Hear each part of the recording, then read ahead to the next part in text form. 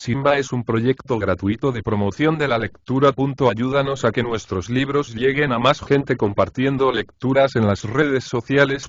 Si puedes y quieres, también puedes hacer una donación para mantener el proyecto y posibilitar que nuestra biblioteca siga creciendo. Don Urbano Leopoldo Alas Clarín Cuento se hizo superior el año 60, en julio, el día del eclipse. Por cierto que, dice él, muy orgulloso sin saber por qué, por cierto que hubo que suspender el ejercicio, porque no se veía, y el tribunal discutió si se traerían luces o no se traerían. El año 65, la Unión Liberal, dice él también, me dio la escuela de párvulos. Y lo dice de un modo que da a entender que no le pesará si alguien llega a creer que el mismo O'Donnell en persona vino al pueblo a darle la escuela de párvulos, a él, a don Urbano Villanueva.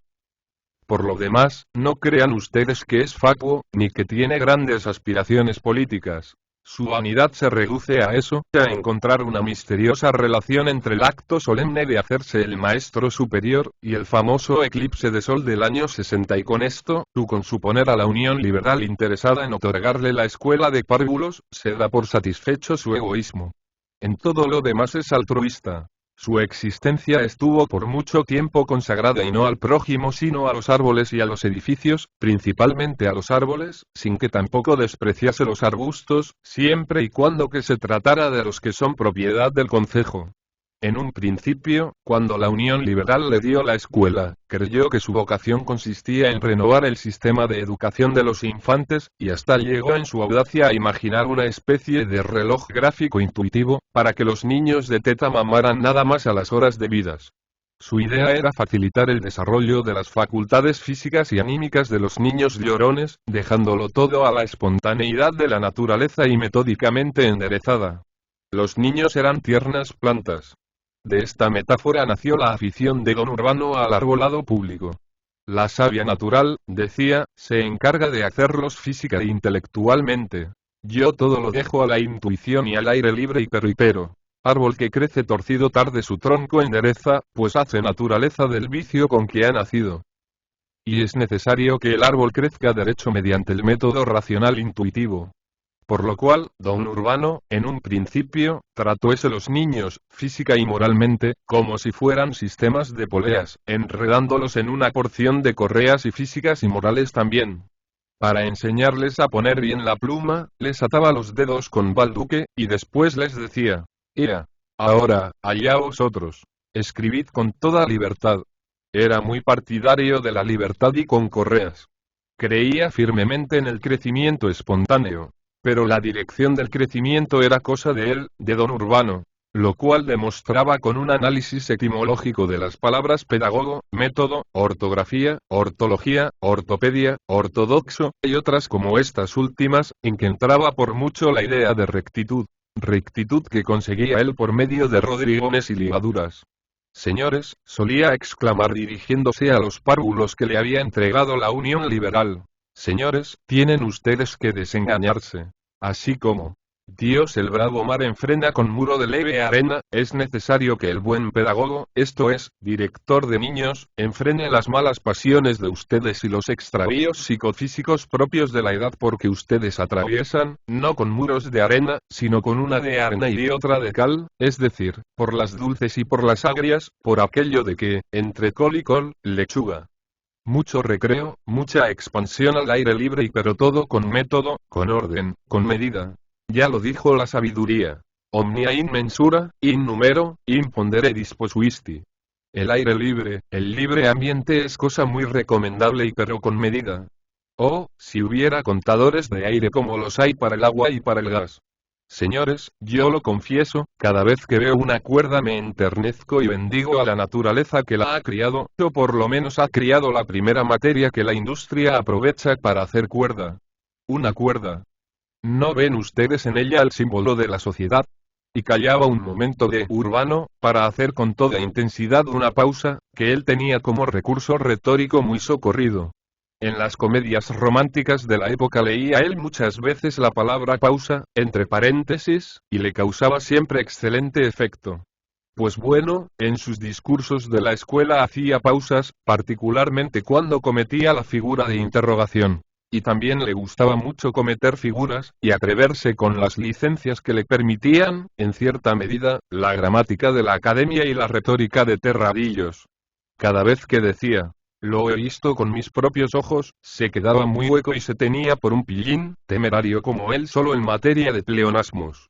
Y el infeliz, que no había roto un plato en su vida, tenía remordimientos gramaticales, y a medianoche despertaba diciéndose: se me figura que ayer, en aquella solicitud a la Junta Provincial de Instrucción Pública he abusado de las sinalefas.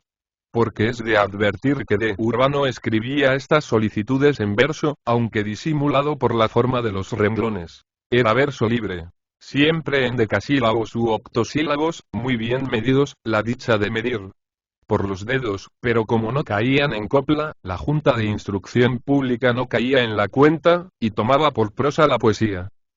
Si de Urbano escribía así, no era por faltar al respeto a los señores vocales, sino por el gusto de medirlo todo. Mida usted sus palabras, quería decir para él. Hable usted en verso. El verso, el metro. Ven ustedes, decía de Urbano a sus párvulos. El metro es la poesía y el metro es la medida. Luego la medida es la poesía, porque dos cosas iguales a una tercera son iguales entre sí. Volviendo a lo de la cuerda, después de hacer aquella pausa para dar tiempo a los chicos a contestarle algo, si se les ocurría alguna objeción, cosa inverosímil, de Urbano proseguía. Sí, señores. La cuerda es el símbolo de la sociedad, porque la sociedad es un vínculo de derecho, vinculum juris, un lazo, algo que ata. ¿Y con qué se hacen los lazos, las lazadas y los nudos? Con cuerda. Además, la cuerda no solo es materia del lazo social, del vínculo, sino sanción para impedir o castigar las transgresiones, y de aquí el trato de cuerda, los azotes, las disciplinas. Esto, elevado a institución religiosa, es el cilicio, la cuerda del mendicante. Si de estas regiones místicas descendemos a los intereses materiales, tenemos que sin cuerda no habría ciudades ni propiedad rústica bien deslindada. Porque con la cuerda de la plomada construimos los sólidos edificios, para que obedezcan a las leyes arquitectónicas y den a la vertical lo que es suyo. Con las cuerdas determinamos las rasantes de las calles, alineamos las arboledas municipales, lugares de recreo, trazamos los caminos a través de la tierra, y por último, medimos las heredades y las distinguimos y separamos con sus linderos correspondientes, en digno tributo a la divinidad del dios Terminus. Por eso, señores, lejos de quejarse, deben ustedes dar gracias a Dios, que crió el cáñamo, cuando yo les ato la mano a la pluma o les ato ambas manos a la espalda para corregir sus desafueros, y enseñarles, por el sistema preventivo, lo que es la pena del galeote y del presidiario que va a purgar su delito atado codo con codo. Y como la educación debe ser integral, y ustedes deben ir creándose hábitos para toda clase de finalidad racional. Como cabe en lo racional que algunos de ustedes acaben en un presidio, bueno es que sepan de todo y aprendan por experiencia propia cómo las gasta la vindicta pública para reprimir los excesos de la libertad en los ciudadanos. Porque sí, señores míos, a propio intento, y como manda la retórica, he dejado lo de más efecto para lo último en esta apología de la cuerda. La forma sublime de la cuerda es la cuerda de presidiarios, porque esta es la que sirve para garantía del orden, para sujetar el mal y dejar libre el bien. Y aun si quisiera remontarme más a la suprema expresión de la cuerda simbólica, representaría ante la pasmada fantasía de ustedes la imagen de una horca, en la que el papel principal lo representa una cuerda. Una cuerda con un nudo, siquiera sea corredizo. Para demostrar que al que huyó del lazo del vínculo social, este nudo se le aprieta al cuello. Y de Urbano enjugaba el sudor de la frente con un pañuelo de hierbas. Pero ay, fueron en vano sus discursos. Los párvulos no le comprendían. Cambió de escuela, trató de enderezar a mocosos más talladitos, y peor. Peor, gritaba él. La cera está fría, ya no es cera, es hierro. Y esto es machacar en hierro frío. No había remedio. La humanidad se torcía. No había rodrigones que bastaran. Todo el esparto y todo el cáñamo del mundo no eran suficientes para guiar por el buen camino, ni la letra ni el espíritu de la infancia. El corazón del niño, como los perfiles de su pluma, iban de mal en peor.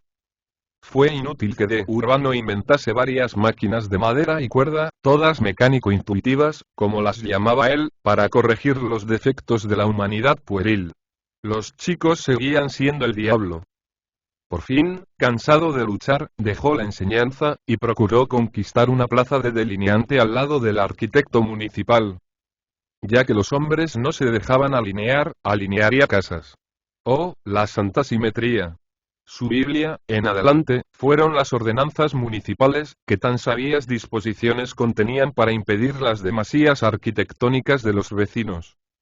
De Urbano se convirtió en un verdadero familiar de aquella inquisición de policía urbana. Era un espía del alcalde, y le denunciaba los abusos de la vecindad que abría una puerta a la calle, ensanchaba un hueco o cambiaba la disposición de una tapia. Acudía a las sesiones del ayuntamiento, ávido siempre de denunciar abusos de este género a los concejales celosos. Lo que más le preocupaba eran los áticos y las rasantes. Que fulano Gómez ha sacado un ático sobre el segundo piso. Fuego en él. Embargo. Que Zutano Pérez no sigue la rasante de la calle tal en su casa nueva. Multa y embargo. La gente empezó a murmurar. Todos decían. Pero qué mala intención tiene el maestro de párvulos.